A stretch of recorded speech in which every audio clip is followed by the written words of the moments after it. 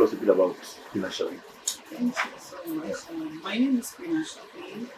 Um, well, I Ashabi Ted Joshua actually, but Ted Joshua has been silent for a little while now because I don't know if you are aware of the fracas online for like 2-3 months now. Hence, just Queen Ashabi, but you've seen how we can trying to resolve actually.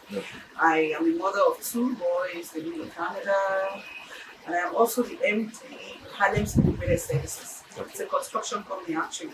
I started with dredging way back 2009, and then before we started doing construction as well. And I'm a major contractor with Ecological Funds Office. My company is very good in solving issues that has to do with flood and erosion, and all that.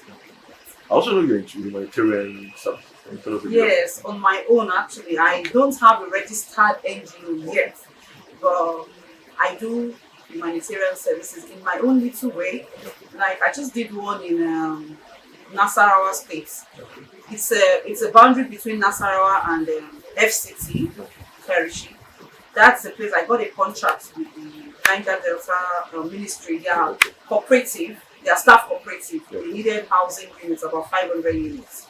And I got there with my surveyor to do a survey on the land for us to do the, what's it called? And I saw a lady with 5 of her children drinking mud water. And I felt so bad. I even cried. And it was on Children's Day, May 25th. So I had to do a borehole for them. I think a week later, I did a borehole for them. On my own. So how do you juggle all of this? Because the last time you had your birthday, when you read out your profile, you were doing like you had activity in so many parts of the country, Port Harcourt, South, and all that. I started up early actually. I started up early. I've always wanted to be a boss of my own. I think I did my first contract at age 18 with the Nigerian Navy. Then I think Admiral Adekeye is from Para State. He was the chief of naval staff. He gave me my very, very first contract to supply, I think, furniture to NNS Korea. And since then, I've always wanted, like, I registered my business name at age 18, P&P Resources Ventures.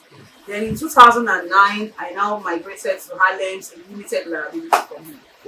So I've done contracts with the Army before, I've done contracts with Shell, NDTC, so many. So how did you develop your confidence? Because I know that it must take a lot to be able to, stand up and okay. I started having kids very early. I had my first child. I was, naive. I just got because I got to the university at age 16. I got my admission, and at age 17, in the university, still very naive, and you see other big girls like, they're like, oh yeah, a Jew girl and all that. So I had my first son at age 17. Actually, he's going to be 20. So I started up early, and that gave me a push. Because the father of my kids, after like 3 years, my 3rd year in university, I had a second child, and for him too.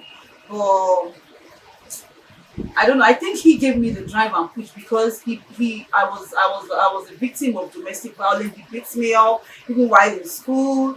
I don't know. So with that, I didn't want my kids anywhere close to him because I didn't want them to adopt, his attitude. Then again, I was left with no option than you have to take care of this kid yourself. So that alone, like, I wanted to give my children the best. So I was like, no, you have to do something. I can't go and work in a company and be earning salary with 2 kids alone, So, and I think I got married in 2018 after a long while. Like, my youngest son was 14 when I got married. I wanted to build them to become men. So even if I get married and I'm having other kids, they are already on their own. So that's it. And my inspiration, people like Folonsha, Lakita, Desiani, before now, and Daisy Danjuma is my godmother. So they are my inspiration. When I see women like them, I'm always like, God, I want to be like this, but not going into politics to get money. Actually, Not going to to work I don't like politics because politics will make you to lie. It will make you say things you cannot be able to fulfill. And when you now want to come as the good person, like you want to eradicate all the bad things other people have done, they come after you. Like I wish to do politics. I wish to like, okay, maybe we have a House of Assembly member or a senator or something that has not been able to do a lot of things in his constituency. But when I come in, I want to do it. Then people start like, oh, look at a woman, you know, what he couldn't do for how many years, you know, a woman is coming to do it. So I don't want that. I don't want people to kill me.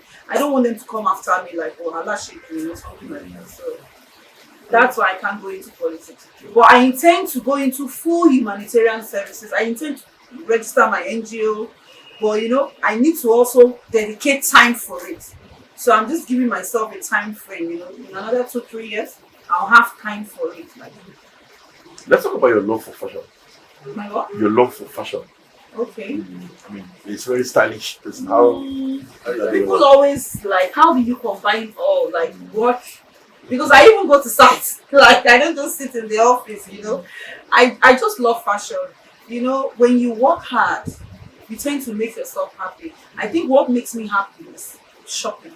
I love to shop for myself. That's the only time I feel so fulfilled. Not that I am fulfilled with material things, don't get me wrong. I love to look good. You know, when my staff they see me at the side, sometimes I break out. I tend to have pimples all over my face, sunburn, you know, going to site.